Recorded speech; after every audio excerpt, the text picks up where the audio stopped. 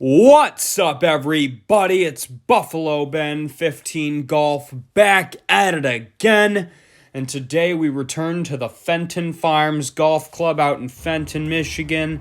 If you remember on the front nine, I shot a pretty average 43. Although it was quite the long haul. I mean, almost 3,500 yards in these wet conditions felt probably closer to 3,800. Especially off the tee. I was hitting some long clubs into those greens. So luckily the back nine is a little bit shorter. With that said, it's a little bit tighter though. This hole isn't too bad. Pretty short par 3, 134 yards if I remember correctly. Obviously I didn't hit the best tee shot. I thought I could muscle a gap wedge there. To be honest, lately my gap wedge distance has not been as high as it was maybe last year. And that might be because I'm getting better contact on it and actually getting it up in the air instead of kind of knifing into the middle of it. Which, I mean, honestly, I shouldn't be too upset with that. I mean, it looks like regression from my perspective, not having that happen in my game before, but actually it's progress, and the only reason that it's not translating to my scores in my game is probably just because I'm not used to it. So definitely improving on that. So with that in mind, that was probably a pretty avoidable bogey. Now we have a south of 500 yards par 5 here. I get real aggressive with this tee shot. Whole sort of dog legs that way. And as you can see, there's some water and some marshlands to the left. I barely clear those. I'm gonna hit a 5 with this time. And as I'm talking right now, just telling you guys how horrible of a lie this is. It was super tough, this shot, but I was thinking, you know what? Just get a 5-wood up there. Try to get it to about 50 yards. So it's not bad. Out of that lie, I mean, I can't ask for a whole lot. So I was okay with that. Just shot from under a tree here. Tree wasn't really in my way. It was just, I thought it hit that great when it left kind of a psychological thing. Like, sometimes when I have a tree in front of me, I'll be afraid to, like, try to hit over it, even though I can hit over it. Like, it'll look just so towering from my perspective, but now that I'm getting more trajectory, I'm able to hit those shots a little bit better without trying to go under the tree. I remember I was at a course called Dunham Hills out in Heartland. Great golf course, and it's out by Ironwood, actually. So I promise one day I'll do a video at Dunham Hills. That is a great golf course. Some of the best greens in the area. The tee boxes are in really nice shape. They're like perfectly rectangular. Like, they don't mess around. Dunham Hills doesn't mess around. Fenton Farms doesn't mess around either. I've noticed that this is a really nice course. Greens are in excellent shape. Just when you think they're about to stop, they don't, sort of deal. And the tee boxes are also in really, really good shape. They even got that little tee tray for you up on the white tees. That would have been good. Obviously, I don't get to use that. The cons of playing from the tips. So, just a weak push on this one. Weak push to the right. I feel like I haven't been getting all that much distance out of my clubs just in general today. Like, nothing really. I've been getting a lot of distance out of, and it's been really tough. And then I get too delicate with the putt because I'm scared. So I try again. Just kind of, I mean, I'm the only one out here, basically. So I might as well. Okay, yeah, I can see how this is stroke hole 1. Crap. Oh my god. says it's only 172 to the I flag. certainly wish I could brush That up is on a all lot of stuff carry? before this hole, though. What Taking an an extra club. abysmal sight to see after a bogey, this hole. Like, if I had seen this hole after a birdie, I might not be so pissed off, but this was a really, really tough par 3 here. 184 yards, all carry over wetlands and water and gunk. Dense woods on both sides of the green. Gotta hit a good one here. Ooh, I like that sound. I really like that sound. Oh, I wish getting on the green had a sound. Finally a decent one with my irons. Right when I needed it the most, too. That was a tough tee shot. All just death in there. Dang. Talk about the ladies having an advantage. There's a drop area. That's still not an easy shot. Dang, they weren't kidding about this being stroke hole 1. I was thinking, well, you ranked a 209 stroke 18. So, what the heck are you talking about? I feel like I should... Oh! Yes! Yes! Right in the front. That's like 10 feet for birdie. Right when it matters most, we make it over. I can't imagine if it was cold. That would have been even more difficult. But as it is, we got pretty easy putt here. Looks like we're going to make a 3 on stroke hole 1, guys. Oh, wait. How about a 2? How about a 2?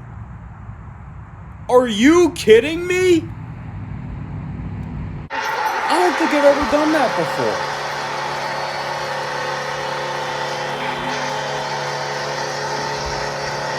There is a first time for everything. Birdie on stroke hole 1. On this channel. Yes! And as you can see, Oh, pure man. joy running through me right now. What a sight. What a sight to see. Oh my God.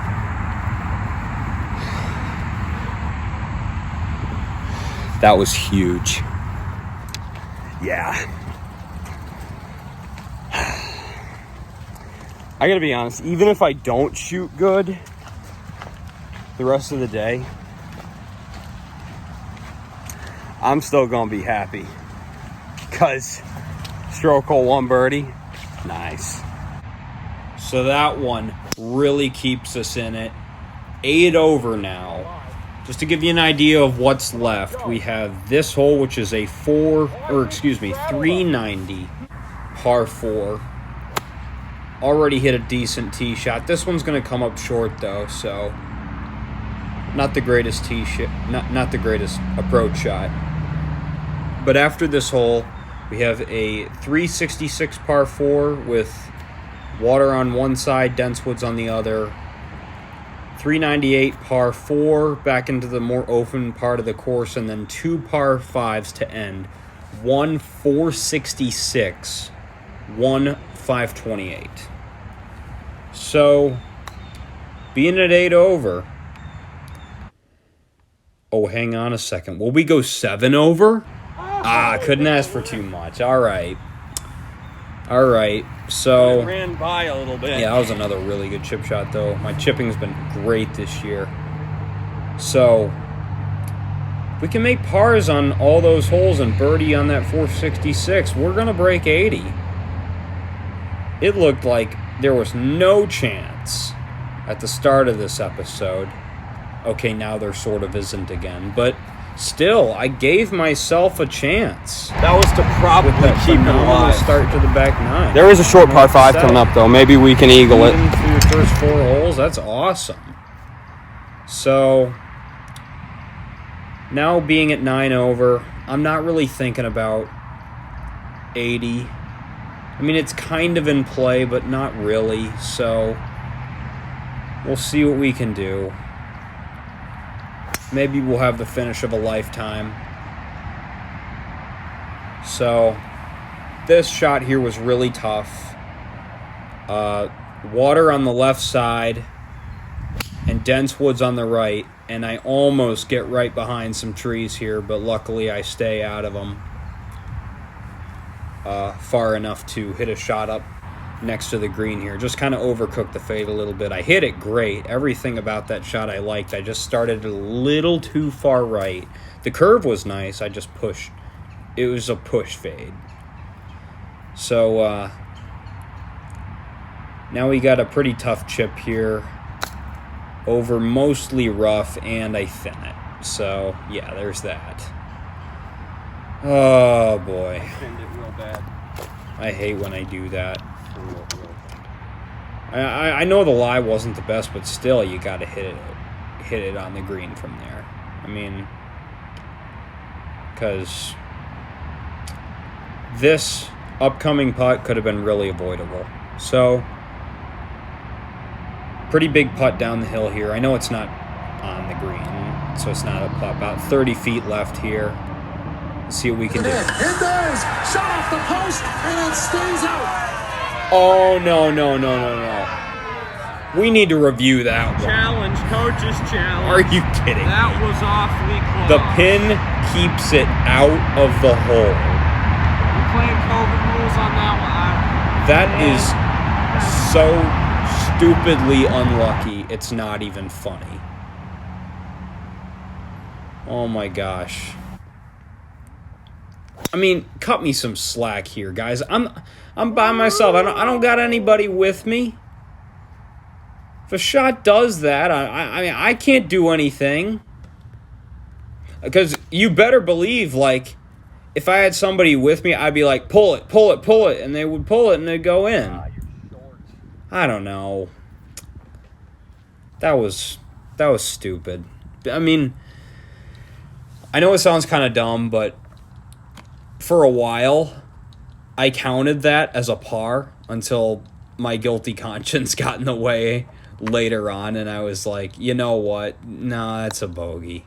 Because I was thinking, because, I mean, I wanted to get into single digits, right? And I was super close. So I was like, well, it was rolling slow enough to where if the pin wasn't there, it would have gone in. So I don't know. I saw another YouTube golf guy.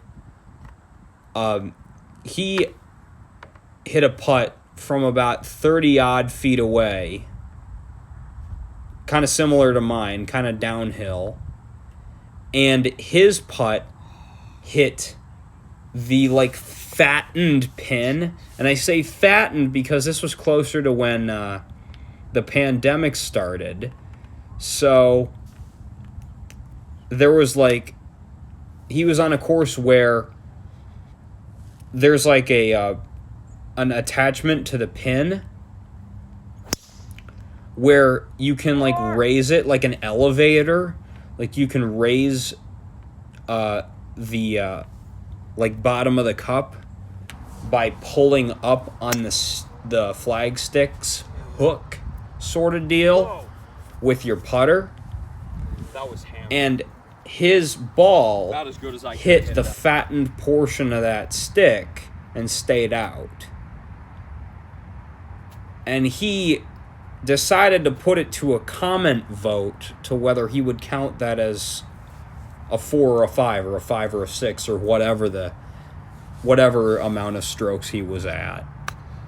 So, you know what? I'm going to put it to you guys. What do you guys think? Should I count that as a par? Because I know a lot of people would. I mean, if they're just playing by themselves, like, I mean, because they're not going to tend the pin from like 30 feet away, because you're not thinking about making it. You're just thinking about lagging it close, you know? So, I don't know.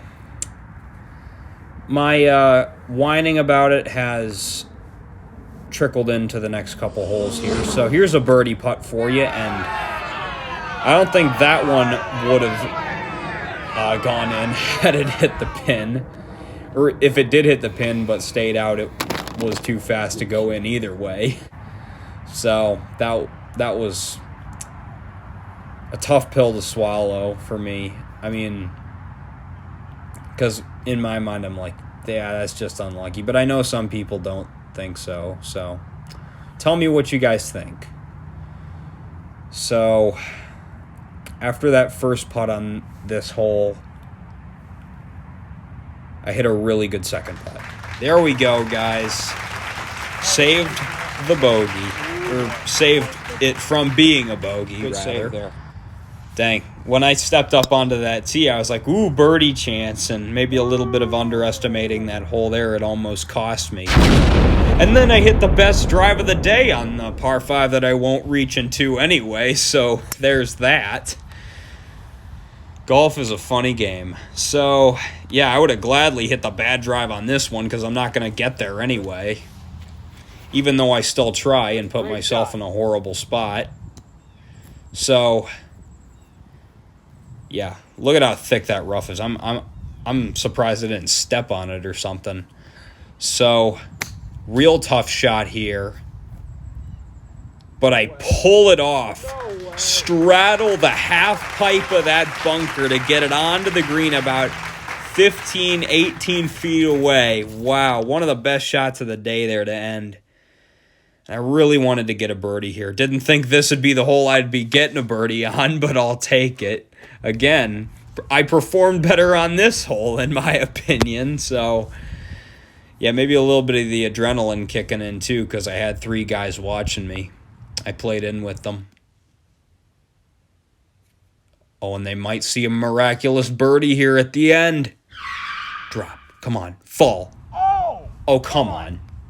10 seconds. I get 10 seconds. That could still fall, I think. So I go up there, and I'm like, I actually get 10 seconds. Like, that's a legitimate rule. And no good. That would have been a 39, too. Oh, it still could be, though, because you guys might vote in my favor in the comments on that other hole.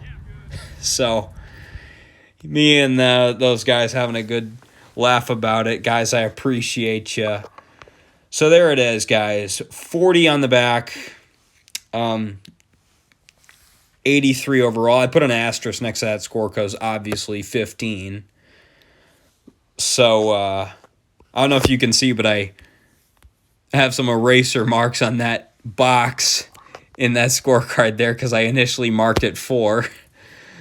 So, still not a bad round on this tough of a course, never playing it before. I felt like I did pretty darn well.